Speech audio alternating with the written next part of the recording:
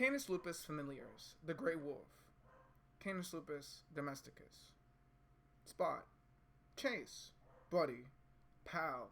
Mutt. Man's best friend, or otherwise known as dog. With a creature that's history is as long as the dawn of modern man, you can imagine quite a show for a person to undergo an in-depth analysis and tale of daring over the course of 12,000 years. 20,000 years, some might even say. Dogs have been around man for millennia, helping us, teaching us, guiding us, giving us both love and compassion and friendship, but also assisting us in taking down prey, herding, farming, and even protection and friendship. I've taken it upon myself to choose one of these countless cuddly individuals, and I've chosen a champion of love, loss, and finally, redemption. That's correct, guys and ladies. I'm talking about America's former best friend, the Pit Bull. Now, Pit Bull, as it goes, is a generic term to classify dogs of a general build, often characterized by their skinny, narrow heads and broad jawline. Very distinct. A branch breed of the English Bulldog, the one that we are referring to as Pit Bull, is a descendant of the English Bulldog line. This is the bulldog we refer to as the American Bulldog now. These breeds were originally bred specifically for animal fighting to the death. That was until the 1830s, where animal blood sport became illegal in England. Now, the specific fighting that they would do would be bull chasing. They would go after the bulls and immobilize them by what means necessary that they were trained with.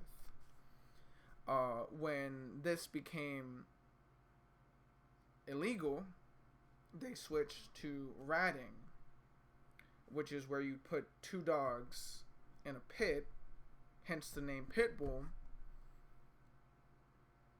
and they'd try and get all the rats. Alternatively, they would also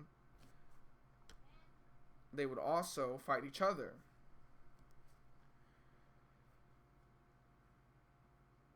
Now, we move on to America, where the Pit Bull really makes a name for itself, eventually moving from America's poster child to America's public enemy, number one.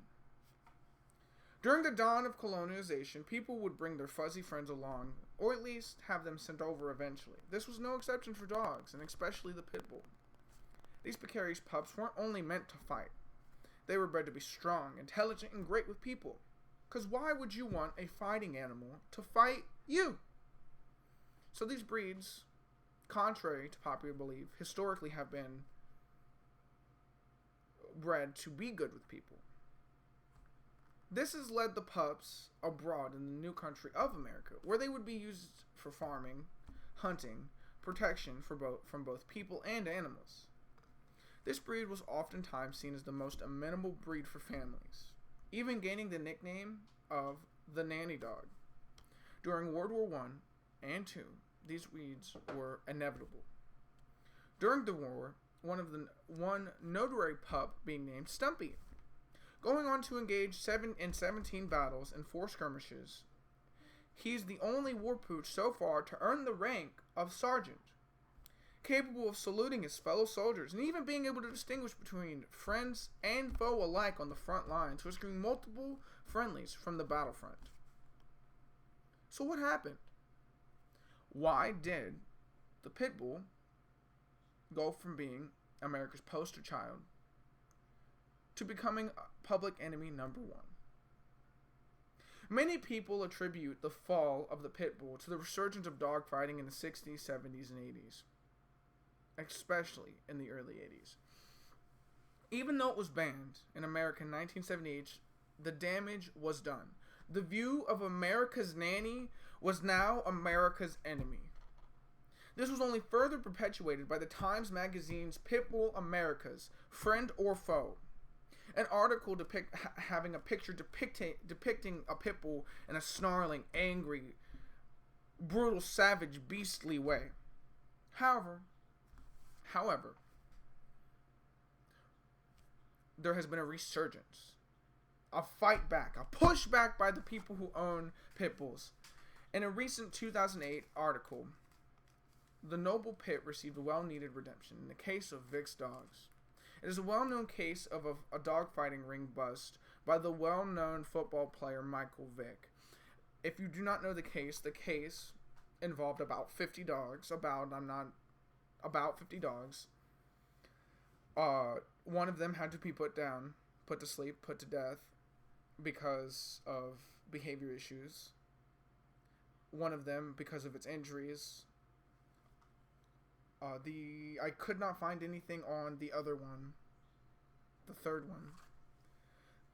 But all of the dogs were able to go to sanctuaries, interact with other dogs, be rehabilitated, and put back into homes and interact with other dogs just fine. This was unprecedented at the time, where typically in these kinds of cases the dogs are just put down. This shed light onto the issue and the ignorance that people have on the intelligence and ability of animals overall as a whole when we're rescuing them from these homes, implementing newer models of rehabilitation. A company of note would be Bad Rap. With all of this going on, there has been even further public pushback, illegalizing the ban of breed-specific bans.